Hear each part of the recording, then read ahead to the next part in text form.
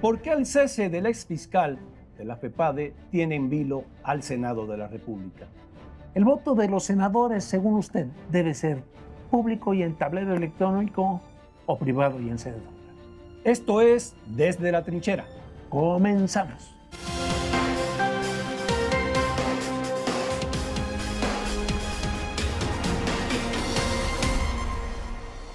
Muy buenas noches, ya está usted en La Trinchera, donde hablaremos mi socio Rubén Cortés y yo de la crisis por la que atraviesa el Senado a partir del cese del fiscal electoral Santiago Nieto en pleno proceso electoral. Para hablar del tema tenemos con nosotros un invitado especial. Él es catedrático de la Anáhuac, es también especialista en derechos parlamentarios. Muy buenas noches, ¿cómo está? Muchas gracias, Pancho, Rubén, por la invitación.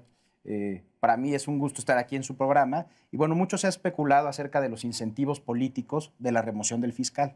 A mí me gustaría dar un poco de luz acerca de algunos aspectos técnicos, jurídicos, en torno al procedimiento que se va a llevar dentro de los órganos parlamentarios y algunos principios jurídicos involucrados con la decisión relacionada con la remoción del fiscal. ¿Por qué, socio, maestro, no hacemos primero una historia para que la gente tenga... ¿Sabes qué sucede? Cuando vienen estas noticias que son como bolas de nieve, empezamos a ver el bosque y no vemos los árboles o viceversa. A ver, todo empieza con lo siguiente.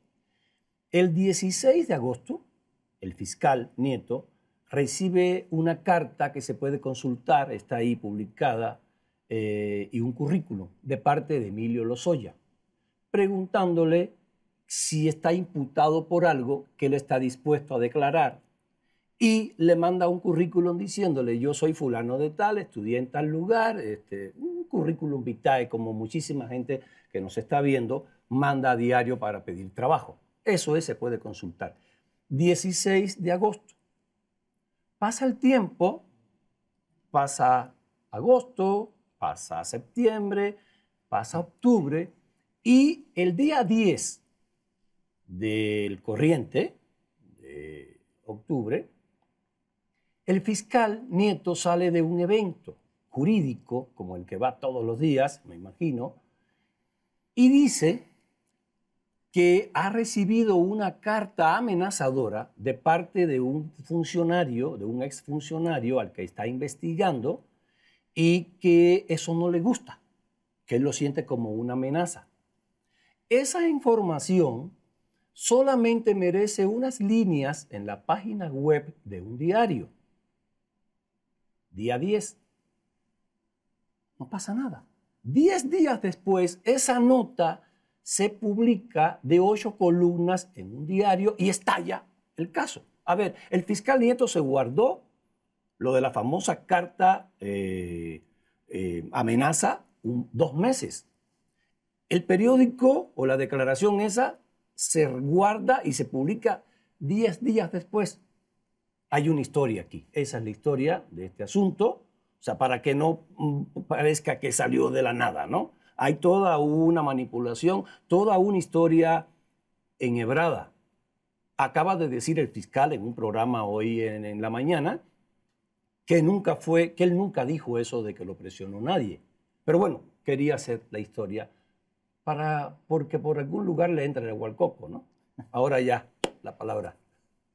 Muchas gracias. Bueno, todas las implicaciones que haya jurídicas y todo. Súper útil ponernos en contexto. Yo lo retomo a partir de la remoción. Sí. Esta remoción tiene varias aristas. La primera de ellas es quién fue la persona que destituyó de algún modo al fiscal. Fue un encargado de despacho, como ya anunciaba Pancho, y esa es la primera polémica que puede surgir en el ámbito jurídico. La pregunta es, ¿un encargado de despacho puede ejercer esa facultad?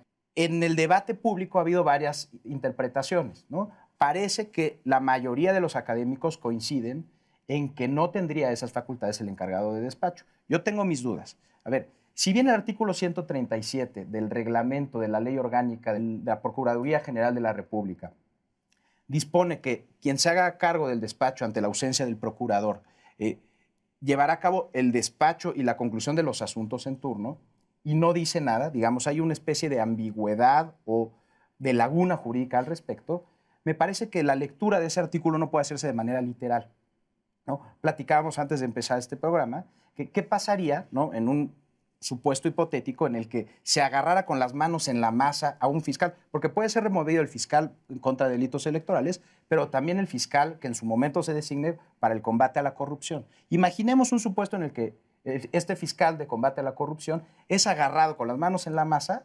en hechos de corrupción. Una lectura literal del artículo que acabo de señalar, en el sentido que el encargado de despacho no tiene facultades, implicaría dejar, ¿no?, en la permanencia en el cargo a una persona notoriamente corrupta hasta en tanto el Senado, con las mayorías que se requiere para tener una votación calificada, designe al Procurador General de la República. Esto puede tomar meses. Entonces, en ese sentido yo diría, para darle funcionalidad, ¿no?, a toda la estructura de la Procuraduría, para darle funcionalidad a las instituciones de procuración de justicia, sí podría entenderse que el encargado de despacho asume esas facultades y todas las inherentes al cargo. Digamos que de repente nos entró una fiebre por la conducta y la ética a la hora de actuar, y sale este comunicado del encargado de despacho, subrayo, diciendo falló a la ética, falló a la conducta ética, a la conducta, a los códigos de conducta de la PGR, y por lo tanto tomé la decisión de cesarlo. Viene después todo este merequetengue que vimos en el Senado, toda la polémica alrededor de si era o no un nombramiento, si el voto debe ser secreto o debe ser en tablero. A mi juicio, un senador debe dar la cara frente a sus electores y poner su nombre sobre un asunto tan grave. ¿En qué sentido? Socio, pero Nieto no fue nombrado, déjame acabar, no fue nombrado en tablero, fue nombrado en secreto. Permíteme, déjame acabar. Ernesto Cordero decide que como no hay oradores a favor del tema, o sea, solo va a hablar un representante de cada partido de los que quieren hablar en contra. Eran 4, quedarían 4. Y tenían registrados 12. Entonces dijo, bueno, como no hay oradores en contra, el reglamento prevé que solo es 1 por grupo parlamentario. En ese momento empezaron, no, y se empezaron a subir a la tribuna. No fue una cosa que tuvieran planeada, fue una reacción a una decisión que toma el presidente de la mesa basado en el reglamento para evitar. Entonces, llegó a tal situación que, todos lo sabemos, fue la nota, no había condiciones para seguir y el procedimiento, como ya lo supimos, se aplazó. Si ¿De dónde viene el enredo entonces? A ver, el asunto es que el nombramiento fue en secreto. Ahora la remoción o la ratificación, ¿por qué no puede ser en secreto? A ver, yo diría, primero que nada hay que explicarle a las amables personas que están viéndonos hoy por qué el asunto llegó a la arena del Senado. En el momento en el que se destituye al fiscal especializado en delitos electorales, se activa el supuesto de una norma transitoria de la Constitución que faculta al Senado para que dentro de los 10 días hábiles posteriores a esta remoción ejerza su facultad de objetar la remoción. Es ahí donde nos estamos ubicando. ¿Cuál es la problemática? No existe un procedimiento específicamente detallado en la normativa aplicable al Senado de la República para hacer valer esta facultad de la objeción. Es por eso que estamos en este estira y afloja de cómo debe llevarse el voto. A mí me parece que ante la falta de una norma o de una serie de normas que expresamente resuelvan el problema, tenemos que acudir a la interpretación. Sí me gustaría hacer una distinción. Rubén, tú nos hablas del concepto de designar. Dices que cuando se designó a Santiago Nieto se hizo en votación secreta por medio de cédula. Yo sí haría una diferenciación aquí porque no es lo mismo jurídicamente designar a un funcionario que pronunciarse respecto de su remoción. Incluso el reglamento del Senado establece procedimientos distintos para estas dos hipótesis. En el caso de la designación de funcionarios dentro de ternas y demás, efectivamente se prevé la votación por cédula, que es cuando el senador o el diputado directamente acude a una urna y en secreto deposita en una papeleta su voto. Sin embargo, el artículo 246 del reglamento del Senado nos da un poco de luz en torno a cuál puede ser el procedimiento en esta circunstancia. Ese artículo habla expresamente de los supuestos en los que, tanto en la Constitución como en las leyes, se requiere de la intervención del Senado de la República para pronunciarse sobre la remoción de funcionarios de altos niveles.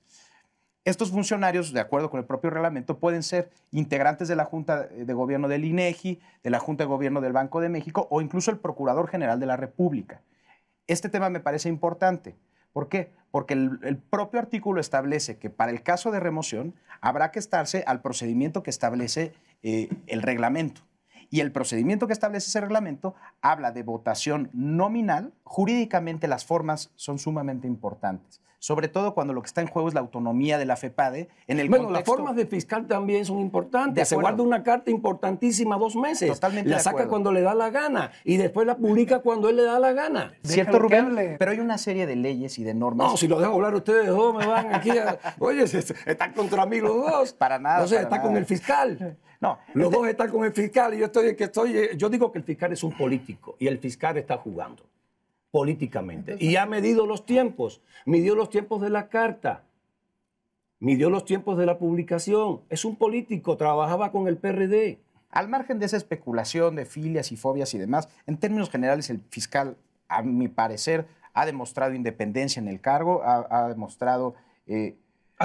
sí. ¿Y por qué no sancionó a Delfina en el Estado de México y sí sancionó al gobernador de Chihuahua? Son temas que se mediatizan mucho. Yo creo que en temas esto también se está mediatizando, por eso estamos hablando acá. Pero no podemos perder de vista la verdad del expediente. En el caso Escobar también actuó. Así es. Ese fue el primer funcionario de alto nivel al que le abrieron una investigación, una averiguación previa. ¿Y cómo llegó Escobar ahí? Fue Escobar. ¿Y cómo llegó Escobar? Sí. Por alianza con el PRI.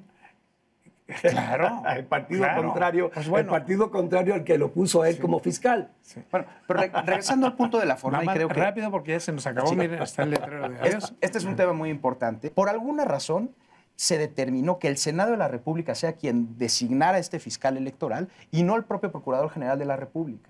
Entonces, si bien se faculta al procurador para remover libremente, cito textualmente, esa palabra libremente debe interpretarse no de manera aislada o amplia, sino en términos contextuales bajo la lógica de la Constitución mexicana. Y la Constitución mexicana prevé todos estos principios que hemos mencionado, que son garantías que auténticamente le dan fortaleza a las autoridades. Si nosotros dejamos que el juicio se limite a la arena política, al Pleno del Senado de la República, y que no pase, por ejemplo, por una de las comisiones técnicas, como puede ser la Comisión de Justicia, para que evalúe la juridicidad de esa decisión y para que ponga, digamos, a disposición del Pleno todos estos elementos jurídicos, corremos el riesgo no solo en esta situación, sino a futuro de debilitar a nuestras instituciones. Por eso me parece relevante cuidar mucho la forma en la que se hacen estas decisiones. Muchísimas gracias, Agustín. Gracias, Pancho. Gracias, gracias, Agustín. Rubén, muchísimo gusto. Gracias.